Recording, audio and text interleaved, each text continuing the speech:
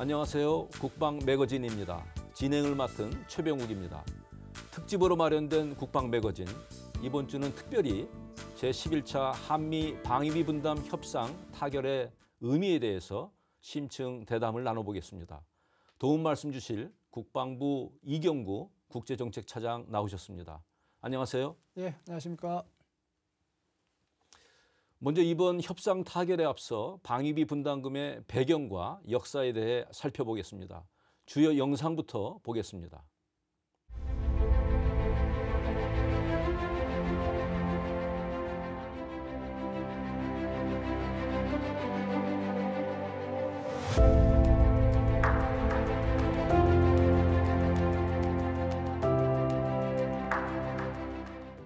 예, 차장님, 방위비 분담금 하면 우리가 한국 얘기도 하지만 또 일본, 또 독일 이야기들을 많이 합니다. 제가 볼 때 좀 차이들은 있을 것 같은데요. 어떤 차이들이 좀 있는지요? 예, 많은 차이가 좀 있습니다. 예, 방위비 분담금이라고 하는 것은 주한미군의 한국 주둔에 따른 주둔 비용 일부를 한국 정부가 부담하는 건데요. 전 세계에서 방위비 분담금을 부담하는 나라는 한국하고 일본이 유일합니다. 독일의 경우에는 일부 방위비 분담금 성격의 비용을 분담하고 있기는 한데 나토의 일원으로서 국방비를 부담하는 것이지 미국과의 쌍무적 관계에서 한국이나 일본과 같은 형태로 방위비를 분담하고 있지는 않습니다. 올해 방위비 분담금만 보면 1조 이제 한 2천억 가까이 되는데 방위비 분담금이라고 하는 것이 사용 용도가 이제 정해져 있겠죠. 어떤 것들인가요? 예, 물론입니다. 방위비 분담금은 주한미군의 한국인 근로자 인건비, 군사 건설, 군수 지원 3개 항목으로 구성이 되어 있습니다. 인건비는 전액 현금으로 우리 근로자들에게 100% 지급을 하고 있고, 군사 건설과 군수 지원은 현금이 아닌 한국 업체에서 현물로 지원이 되는 것이 다른 점이 되겠습니다. 방위비 분담금 협정, 그러면 제가 볼 땐 맥락을 이해하는 게 좀 중요할 것 같아요. 그래서 이것이 언제 시작됐는지 이런 말씀 좀 듣고 싶습니다. 네, 방위비 분담금이 최초 시작된 것은 1991년입니다.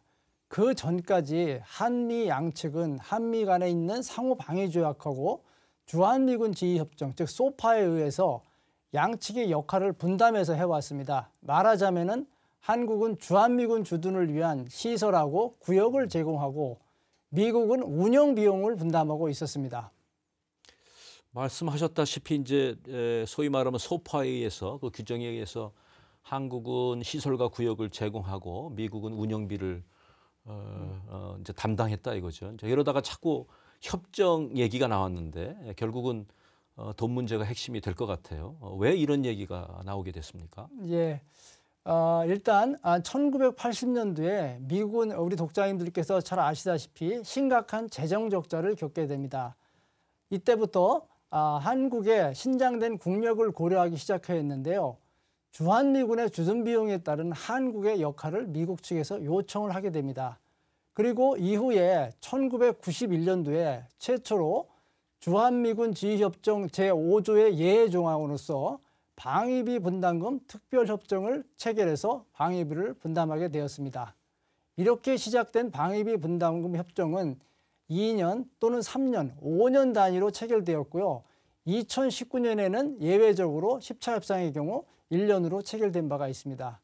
그리고 이번에 11차 협상의 경우에는 트럼프 행정부에서 시작을 해서 바이든 행정부 출범 후 약 46일 만에 체결이 되었습니다.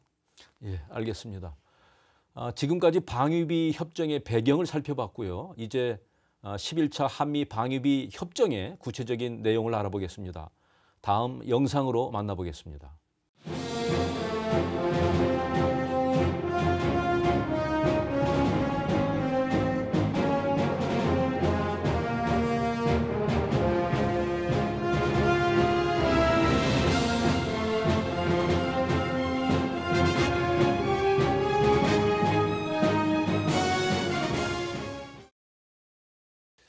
예, 차장님 그 영상을 한번 보셨는데요. 이제 본론으로 다시 돌아와서 협정의 구체적인 내용을 좀 요약하시면 어떻게 요약할 수 있겠습니까? 예, 먼저 협정의 유효 기간을 2020년부터 2025년까지 총 6년으로 설정을 했습니다. 협정을 6년으로 체결한 것은 최초인데요. 또 2021년 증가율은 13.9%로 결정을 했습니다. 이전 2020년 국방비 증가율 7.4%에 한국인 근로자 인건비 배정 비율을 현재 75%에서 87%로 상향시킨 수치인 6.5%를 더해 결정한 수치입니다. 그런데 사실 2019년과 2020년의 방위비 분담금이 동결이 되었기 때문에 실질적인 증가율은 약 7% 수준이라고 이해하시면 되겠습니다. 말씀하신 것처럼 사실 바깥에서 얘기할 때는 이제 13.9%가 얘기가 많이 돼요. 근데 이것이 전년도 대비가 아니고 차장님 말씀하셨다시피 전전년도 대비니까 어떻게 보면 한 7% 연간 증가율이다 이렇게 볼 수 있고요.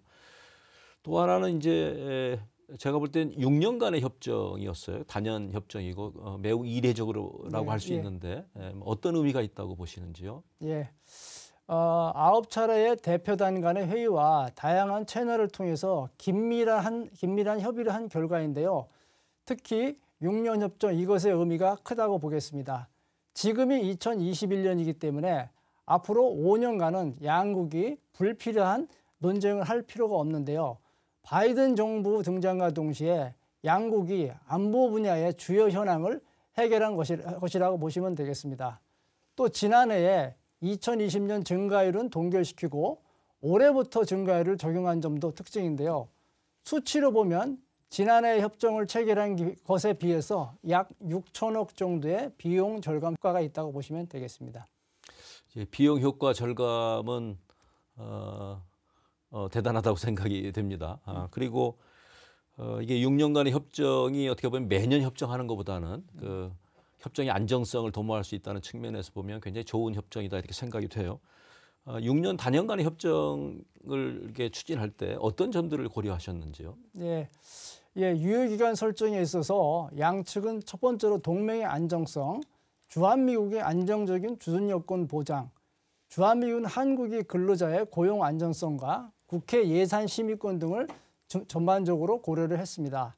앞서 트럼프 행정부와 협상을 추진할 당시에는 단연도 협정이 주한미군 한국의 근로자의 고용 안정성 확보 측면에서 유리하다는 의견이 나왔는데요.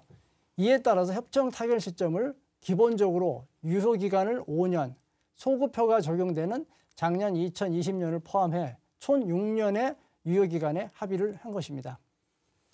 6년간의 단연 계약인 거죠. 그래서 올해는 이제 13.9% 인상인 것이고 내년부터 2025년까지는 인상폭을 결정할 때 전년도 국방비 증가액을 적용해서 연동해서 이렇게 증가하는 것으로 되어 있습니다. 과거에 보면 이게 이제 물가 상승률에 따라서 연동했으니까 물가 상승률은 대략 한 1% 수준이고 국방비 증가율은 뭐 6.1%까지 얘기가 되죠. 그래서 이제 과도한 인상이다 이런 얘기가 좀 있는데 차장님 어떻게 생각하시는지? 그런 우려에 대해서 잘 알고 있습니다.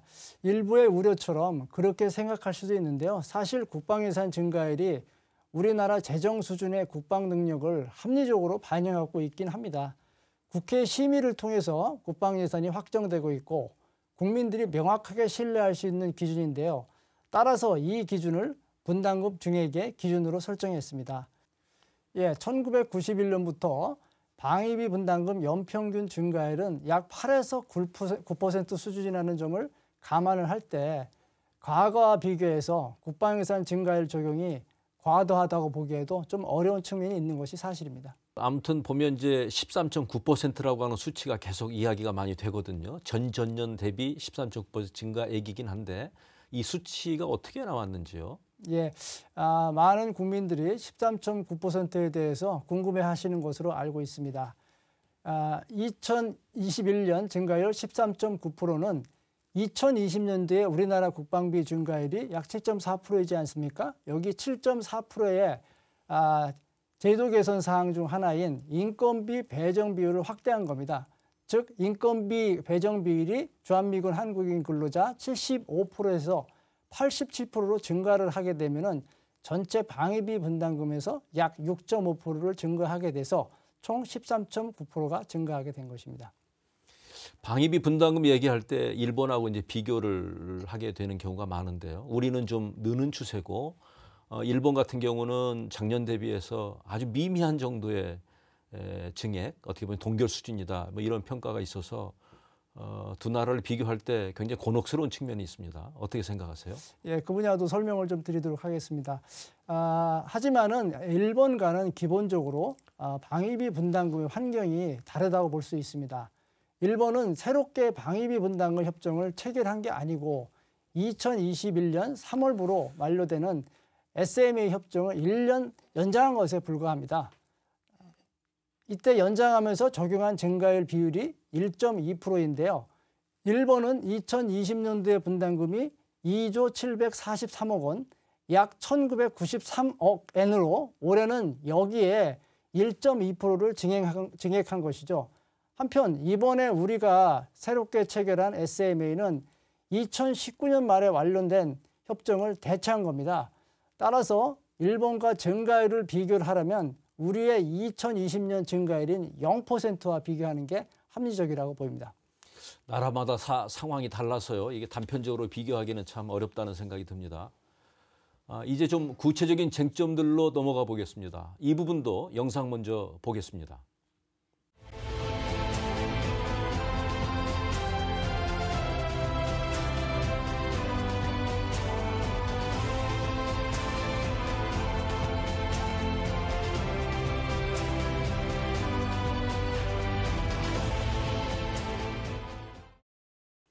네, 여전히 공정한 협상에 대한 우려는 있습니다. 그래서 협정의 뒷얘기, 궁금한 쟁점에 답하다 시간으로 준비했습니다. 먼저 첫 번째 키워드입니다. 초반에 방위비 분담금 용도를 말씀해 주셨는데요. 이제 바깥에서 얘기할 때 보면 역외 미군 자산 장비에 방위비 분담금이 사용된다 이런 얘기들이 있거든요. 역외라고 하면 한반도 박히니까 소위 얘기하면 주일 미군 있는 미군 자산에 대한 정비 예산을 우리의 분담금으로 집행한다. 국민들이 굉장히 답답한 상황일 텐데 내용이 구체적으로 어떤 건지 궁금합니다. 네, 이 분야에 대해서 구체적으로 좀 말씀을 좀 드리도록 하겠습니다.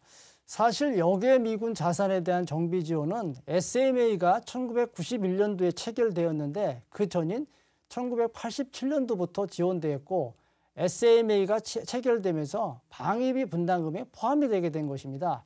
이는 유사시에 한반도에 증원되는 전력을 대상으로만 이루어집니다. 따라서 궁극적으로는 우리 안보에 기여하는 활동은 맞습니다. 관련 논의도 있었는데요. 제10차 군수 분야 방위비 분담 이행 합의서에 근거해서 보면 한미 연합작전 계획을 우선적으로 지원하는 미군 자산을 대상으로만 이루어졌습니다. 하지만 이 또한 점진적으로 축소를 하기로 했죠. 이런 부분이 그간 긍정적인 효과도 있었습니다. 이를테면 역외 미군 자산 정비 지원은 대한항공하고 한국항공우주 등을 포함한 우리 업체에 의해서만 대한민국 내에서만 시행하게 되는 것입니다. 우리 경제에 도움을 주는 부분들인 것이죠.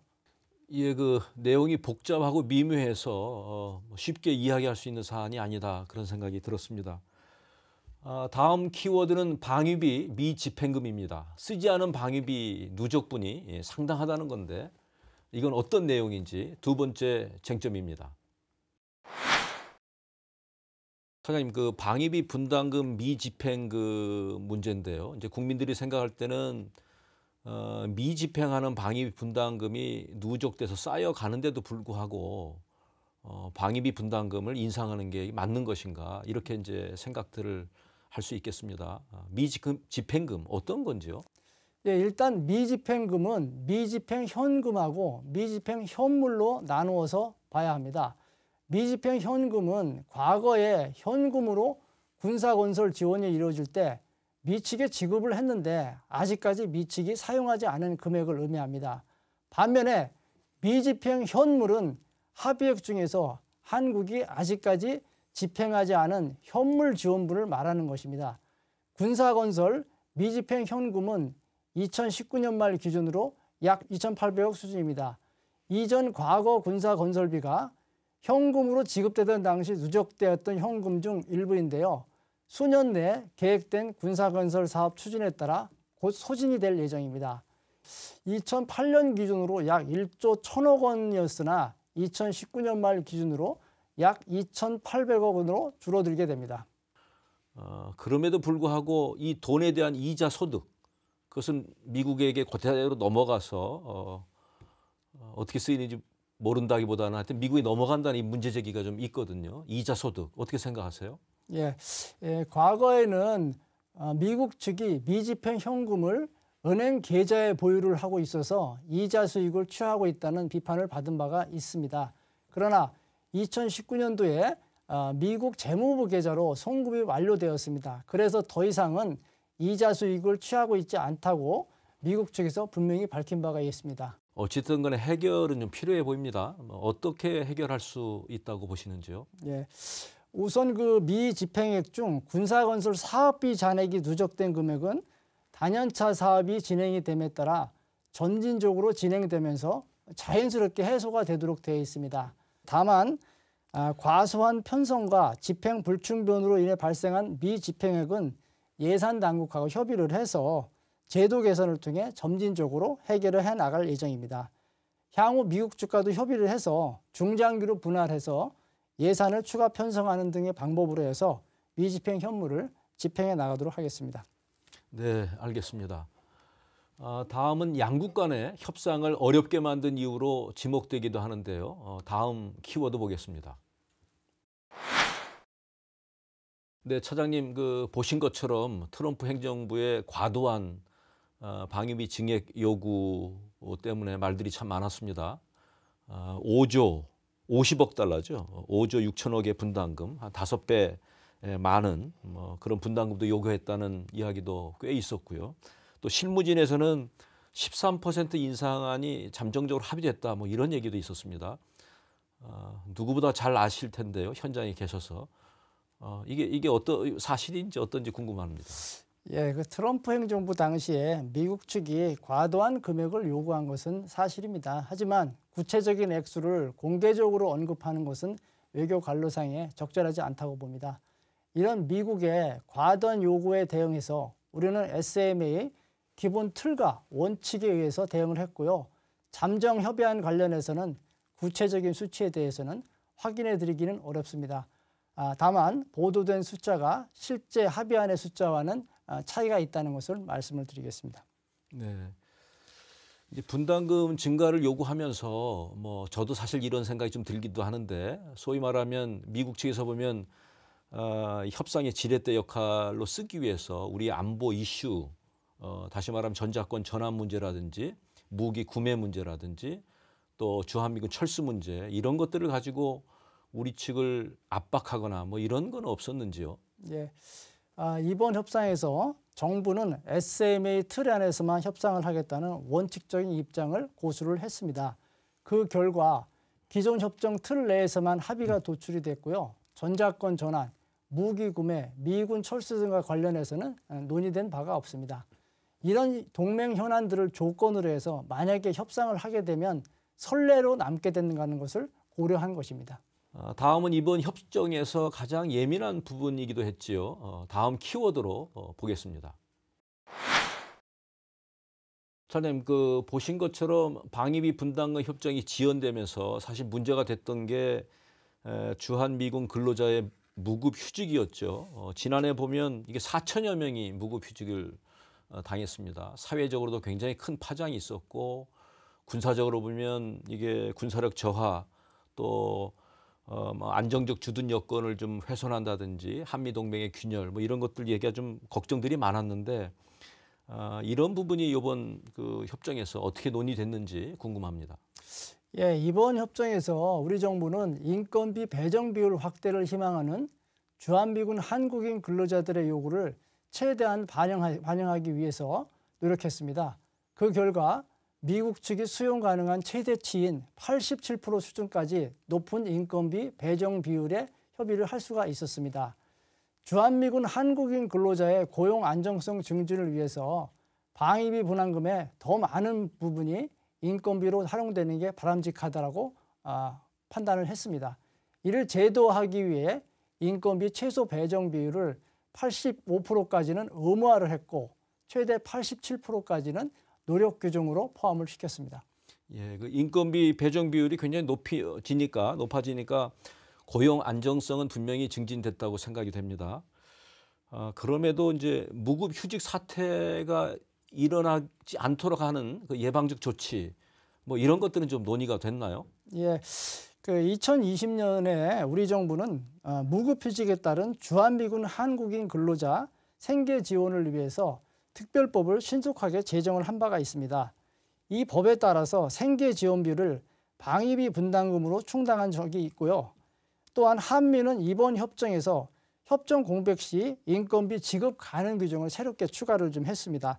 이를 통해서 차기 협상 때는 타결 지연에 따른 주한미군 한국인 근로자 무급휴직을 미연에 방지할 수 있는 제도적 장치를 갖추게 되었습니다. 예, 그 협정이 공백이 있을 때 그때에도 불구하고 인건비를 지급할 수 있는 규정을 뒀다. 저는 아주 큰 변화라고 생각합니다. 네, 그럼 이어서 마지막 키워드 살펴보겠습니다. 차장님, 그 방위비 분담금 얘기할 때 아까 저희가 이제 미집행금 얘기가 있었죠. 그러니까 미집행금이 그토록 쌓이는데도 불구하고 뭐 이런 얘기들인데 바꿔 얘기하면 이제 깜깜이 집행이다 이렇게 볼 수도 있습니다. 그 제가 볼 땐 투명성 확보 굉장히 중요한 문제라고 생각하는데 이런 내용들이 어떻게 좀 다루어졌는지 좀 소개 말씀해 주시면 고맙겠습니다. 예, 투명성 확보는 굉장히 중요한 문제입니다. 군사건설이나 군수지원 이행합의서에서 각 사업의 세부 절차를 규정을 하고 있습니다. 여기에서 한국의 예산체계를 기준으로 적용해서 투명성을 확보하고 있는데요. 각 항목별로도 마찬가지입니다. 군사건설의 경우에도 우선 88%는 미국 측에 현물로 지급을 하고 있습니다. 한국 국방부 이하의 시설본부가 직접 공사를 시행하고 감독하면서 예산을 집행하기 때문에 일반 재정사학과 동일한 예산 집행과 감독 절차를 거치면서 투명성을 확보하고 있다고 보시면 되겠습니다. 그리고 군사건설 배정액의 나머지 12%는 설계 감리비 용도로만 집행이 됩니다. 한국 측은 이행약정에 규정된 바에 따라서 미국 측이 제출하는 분기별 설계 감리비 관련 현금 집행 보고서하고 계약서 사본 등을 통해서 적정한 집행 여부를 확인을 하고 있습니다. 아, 그렇군요. 그 건설 예산은 그렇고 또 군수 지원 분야는 어떤가요? 예, 어떤 내용들인지 또 어떻게 바뀌는지. 예, 우선 그 군수 지원의 경우에는 이행약정에 규정된 세부 지원 항목이 있는데 한국 업체만 지원을 할 수가 있습니다. 그리고 미국 측이 건의하는 계약에 대해서는 한국 국방부가 요건에 부합을 하는 것인지 철저하게 검증을 해서 계약을 승인을 하고 있습니다. 다만 인건비는 매년도 인건비 집행 보고서를 미국 측으로부터 제출을 받아 확인을 하고 있습니다. 인건비 전액은 한국인 근로자의 급여하고 복지비로만 사용이 되고 있습니다. 그다음 문제가 이제 후속 절차 문제인데 이게 저희가 이제 19년 8월에 그죠? 예비 회담을 시작했으니까 1년 반 동안 끌어왔고 9차례 회담을 했어요. 그런 끝에 바이든 행정부 출범하고 46일 만에 저희가 이제 협상은 타결했는데 이건 협상 타결인 것이고 협정이 효력을 발휘할 때까지 어떤 후속 절차가 있는지 말씀해 주시기 바랍니다. 네. 후속 절차로는 가서명, 공식 서명이 있는데요. 미국 토니 블링컨 국무장관과 오스틴 국방장군이 지난 17일 방한을 했죠. 가서명이 추진이 됐고 앞으로 법제처 심사와 국무회의, 국회 비준 절차를 거쳐서 최종 발의를 하게 됩니다. 앞으로 여러 후속 절차는 있다고 생각이 됩니다. 잠깐 언급하셨는데 그 양 국가 국방부 장관이 지난 17일에 만났어요. 어떻게 의미를 평가하십니까? 예, 양국은 이번 회담을 통해서 한반도 안보 정세 현황을 공유를 하고 다양한 한미동맹 현안을 심도 있게 논의를 했습니다. 한미동맹 강화를 위해 다양한 안보 현안에 대해 건설적인 대화가 함께 있었습니다. 네, 감사합니다. 지금까지 제11차 한미 방위비 분담 협상 결과에 대해 면밀히 들여다봤습니다. 오늘 말씀 감사합니다. 네, 감사합니다. 이번 주 국방 매거진이 준비한 내용은 여기까지입니다. 트럼프 정부에서 시작해 바이든 정부에서 마무리된 한미 방위비 분담 협상 결과는 미국과 변화된 한국의 국격이 이뤄낸 새로운 협정입니다. 국력에 맞는 동맹 관계의 변화로 새로운 한미 관계의 시작이 빛날 수 있기를 기대합니다. 시청해주신 여러분 고맙습니다.